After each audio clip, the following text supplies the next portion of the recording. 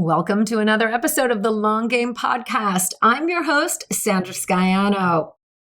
As I'm coming up on 1 year of my podcast, I've been reflecting on all the things I've spoken about, and I'm also planning out the content for my second year. Having a weekly show, it takes a lot of discipline. And in that, I mean scheduling, the tech, but most of all, the ideas. There's planning and there's inspiration. In the work I do, I develop a lot of content, not only for myself, but for the clients that I work with. So understanding what inspires you and where to find it so that you can go and retrieve it when you need it. Now that is some fairy dust. I mean, just imagine inspiration on demand. Things could be so easy, and it can be to a certain extent. So today we're talking about inspiration.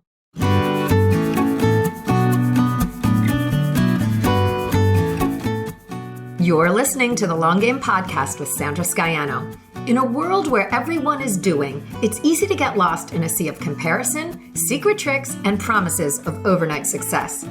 The long game is my approach to business, the actual day in and day out philosophy that you have to show up, you have to do the work, and there's no quick fixes for long-term success. I'm a web designer, digital strategist, and energetic thinker, and I'm here to share the process and lessons I experience with my clients daily who are going through the same struggles of building a business as you are. We'll hear from successful entrepreneurs sharing their long game strategies, and I'm fun, so we're going to have a little fun along the way too. Thanks for being here. Let's get to today's episode.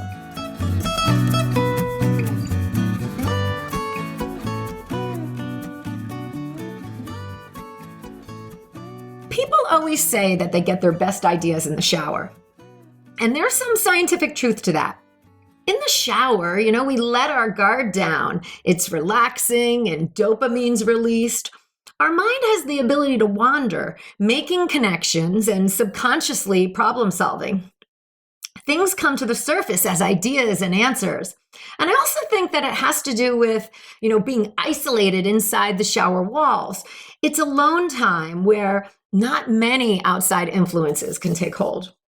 So what works for you? Where do you find your inspiration?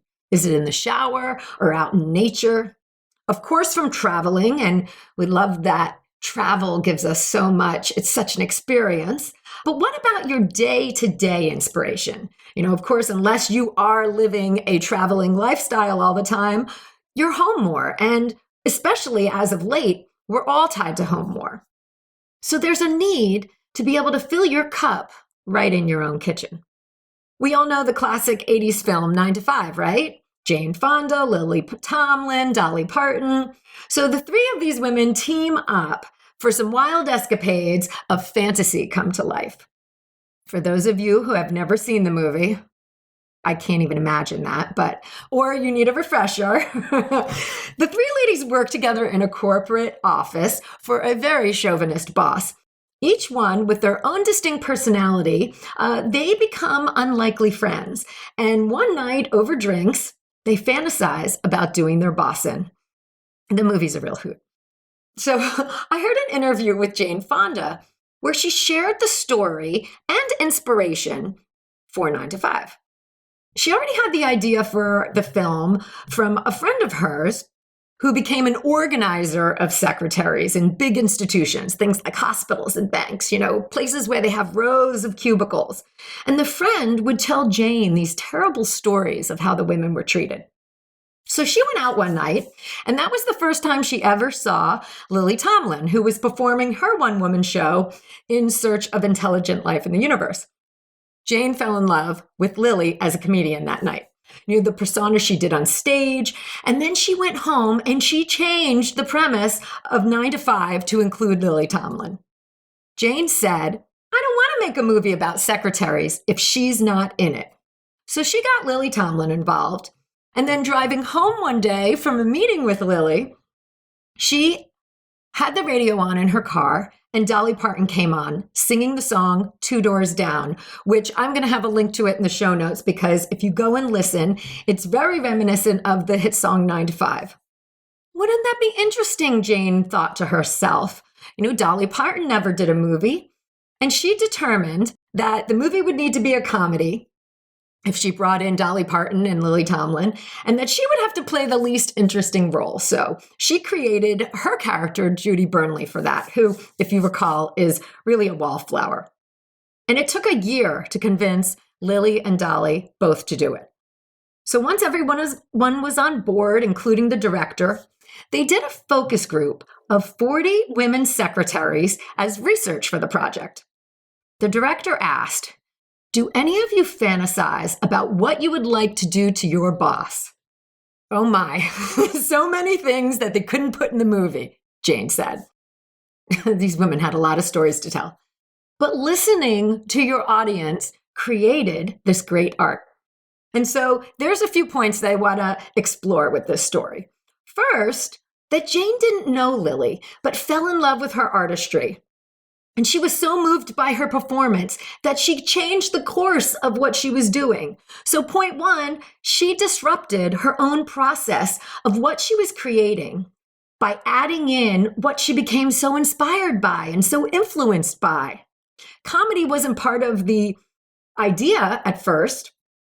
She wasn't looking for a character, but she was open to it. And she was open to what the performance did to her. And when that magic happened, she acted on it. Point two, driving can be like showering. It's that solitary experience sometimes where, you can be engaged, but your mind can also be thinking. There's something to take in terms of the view. And the moment can be right. It can be a good mix of like zen and stimulation. But it also has to do with what you expose yourself to. If Jane was listening to classical music in the car, she may have had an entirely different epiphany or no epiphany at all. I love finding things that I hear or watch and then build upon them. Part of being an energetic thinker for me is the spark of ideas I get from taking something in. It's like the launchpad effect. It starts with one thing and then sparks these other ideas.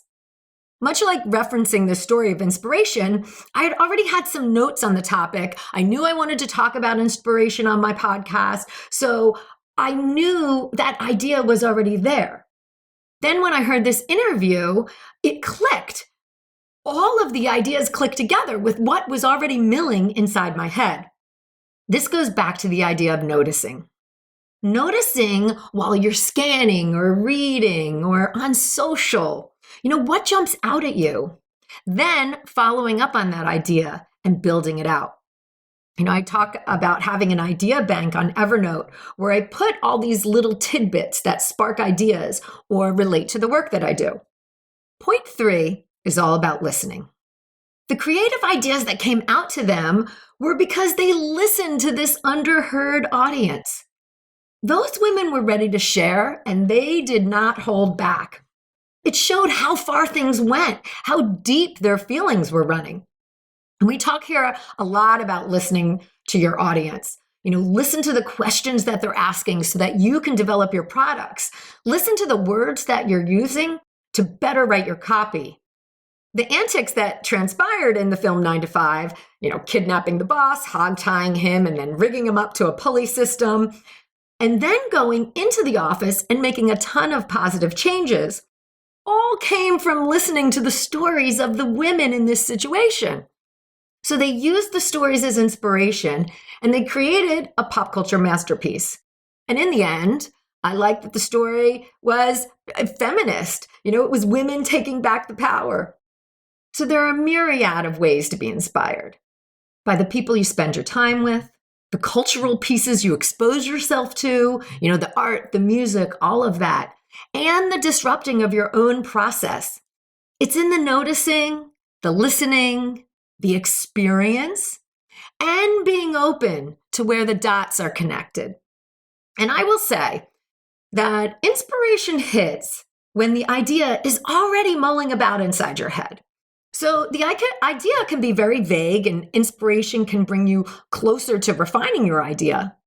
Or the idea can be very specific, like a problem you're trying to solve, so that you look at things for their potentiality of being a solution. You kind of size everything up. Inspiration comes easiest when you're relaxed and mindful, or sometimes just mindless even, right? It's the shower piece or the driving piece where you're able to be alone with your thoughts. And as a mom, I have developed a very special skill where I can just tune all that shit out and be in my own world, sitting in my living room with everybody there. And I can find things that build ideas in what is surrounding me. It's like my own form of meditation. You don't always have to be alone. You just have to get into the mindset of being inspired. So keep yourself open.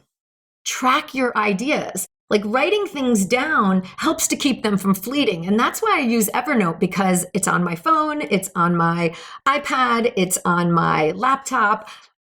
I can access the ideas wherever I need to. Read, watch, ponder, get your body moving, do all these things that kind of get the energy going. I get so much inspiration on my daily walks with my dog while I'm either listening to an audiobook or listening to a podcast. I kind of take it all in while my body's moving. And then most importantly, implement the inspiration that comes to you. Make your work shine from these new ideas and the different energy that comes from all of these places. It goes back to that idea of you've got to just start. So implement the inspiration. Okay, folks, I'm going to leave you with that today. Thank you for listening, and I'll see you next week. Thanks for joining me today. You can access more info in the show notes at thelonggamepodcast.net. If today's show connected with you in some way, please share it with your friends or hop on iTunes and leave me a review. Until next time, keep playing the long game.